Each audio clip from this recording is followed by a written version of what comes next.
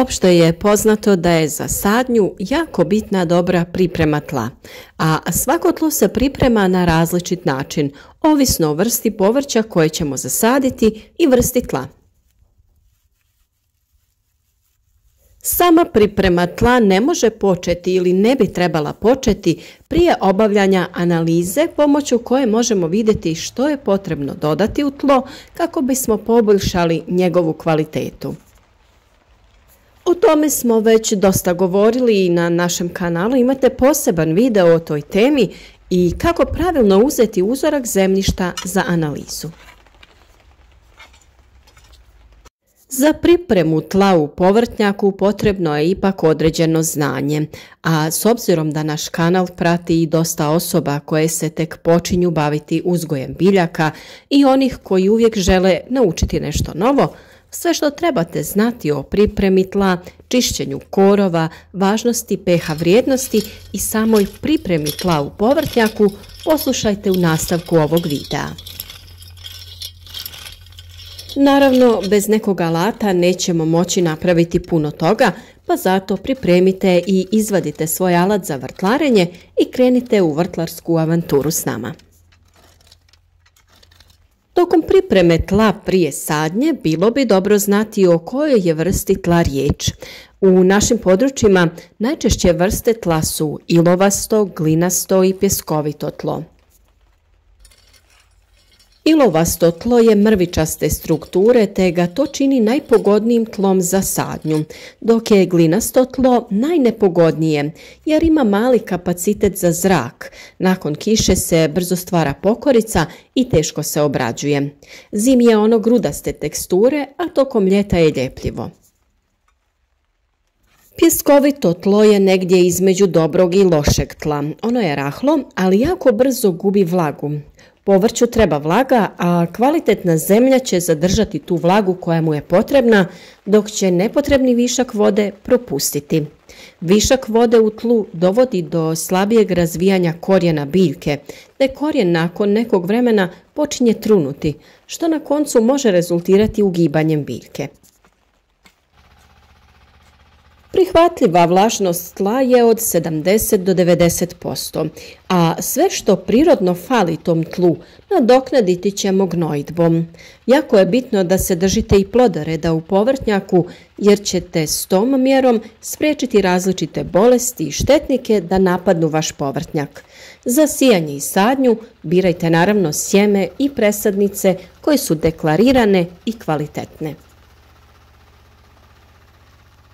Već smo govorili o upotrebi malča i tlu koje se ispod malča ne treba obrađivati, nego se eventualno može samo malo isprobijati ovakvim alatom kako bi u dubinskim slojevima dobili prozračnost.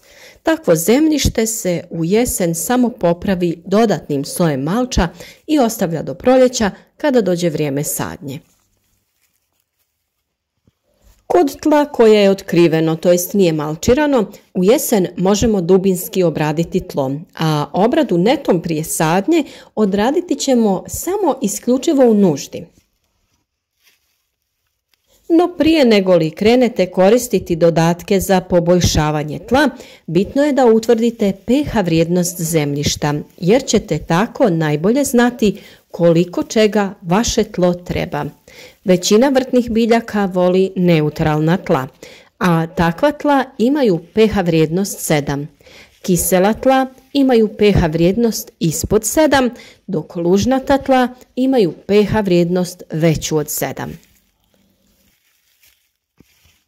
Ukoliko želite samostalno odrediti pH vrijednost tla, onda uzmite zemlju iz vašeg vrta te na našem kanalu potražite jednostavan test koji možete odraditi od sastojaka koje imate u vašoj kuhinji. A naravno različite testove koji testiraju pH vrijednost tla možete potražiti i u vrtnim centrima te poljoprivrednim apotekama. Ponekad se zna dogoditi da dođe do nepoželjnih reakcija u tlu, pa tako na kiselom tlu takvu reakciju možete ispraviti sa vapnom ili pepelom. Dodavanjem stajskog gnojiva, superfosfata i amonijeva sulfata popraviti ćete reakciju na alkalnim tlima. A rekli smo da ćemo govoriti i o korovu, koji je noćna mora svakog vrtlara. Većinom je tu riječ o otpornim biljkama koje imaju klijavo sjeme. Plod donose nekoliko puta na godinu. Mogu niknuti u različitim klimatskim uslovima, te lako preživljavaju nevolje jer su im podzemni organi obogaćeni sa pričuvnim hranjivima. Ipak nismo bespomoćni jer postoje različite metode za suzbijanje korova. Kako ne bi došlo do pojave korova, strojeve i alat potrebno je održavati čistim, a u borbi protiv korova pomoći će vam i pravilna obrada tla. Pod mehaničke mjere ubrajamo uništavanje korova određenim zahvatima u njihovoj početnoj fazi, te plijevljenje. Plijevljenje pripada u kategoriju dosadnih i teških poslova u vrtlarstvu, ali iako nije omiljen posao, važno je obavljati ga na vrijeme. Najbolje vrijeme za plijevenje jeste dok je tlo vlažno, jer na suhom tlu nećete uspjeti puno napraviti. Bitno je da cijeli korijen izađe van. Ostane li i najmanji dio korijena u tlu, iz njega će ponovno narasti biljka iste sezone, a to naravno ne želimo. Zbog toga je potrebno uhvatiti korov što bliže tlu kako bismo bili sigurni da smo cijeli korijen iščupali van. Ukoliko se korov uporno obnavlja, najbolji način da mu iscrpite korijen kako bi se osušio jeste da ga redovno čupate dok je još jako mali. Za vrijeme sezone rasta korova za vađenje ćemo koristiti razne alate poput vila, motike ili neke vrste plijevilice. A možemo također koristiti i mehaničke mjere u koje se ubraja zasjenjivanje i gušenje, pokrivanje slamom, piljevinom, travom ili stajskim gnojivom ili pokrivanje sa nekim umjetnim materijalima. Također postoje i hemijske metode koje se primjenjuju u obliku mineralnih gnojiva koje imaju herbicidni učinak, a također se primjenjuju i organski i anorganski herbicidi. Kao što se daje zaključiti, sve navedene mjere imaju svoje mane i prednosti, pa svako za sebe može odlučiti koja mjera mu najbolje odgovara. Najbolji savjet da se naoružate sa strpljenjem jer je za suzbijanje korova potrebno puno dobre volje i želje za radom. Kiša i snijeg za vrijeme jeseni i zime dodatno nabijaju tlo, pa ono postaje iznimno tvrdo i potrebno ga je duboko prekopati već u jesen.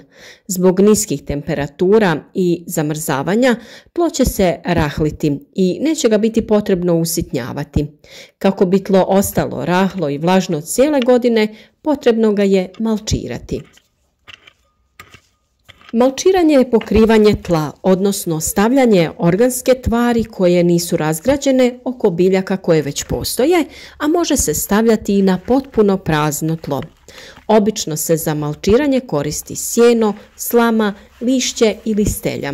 Organske tvari se stavljaju na tlo koje je već prethodno prekopano. Ako redovito primjenjujete malčiranje, tlo će ostati rahlo i vlažno cijele godine. S vremena na vrijeme bitno je ipak pregledati tlo jer se zna dogoditi da je na nekim mjestima sloj malča previše tanak. Vidjet ćete zemlju koja proviruje ispod njega, a kada se to dogodi, dodajte novi sloj malča. S pogleda biovrtlarstva oranje ima brojne nedostatke. Sloj humusa debeo je od 10 do 30 cm, a oranjem se preokreće zemlja na dubini od 30 do 50 cm. Osim što oranje razorno djeluje na sloj humusa, zapravo u cijelom tlu izaziva pravu katastrofu. Ruši se dom milijunima živih bića koji žive i grade taj humus. Oni moraju početi tražiti i stvarati idealno stanište iz početka. U gornjem sloju tla prebivaju aerobne, to jest zračne bakterije, a u donjem sloju anearobne. Dok se tlo prevrne, to poremeti biohemijski sastav tla. Aerobne bakterije zaoru se u zemlju, a anearobne završe gore, pa treba zemlji vremena da opet dođe u ravnotežu. Upravo ovim dobrim biološkim metodama u vrtu možemo postići ravnotežu, gdje će korisni organizmi sami držati populaciju nametnika pod kontrolom.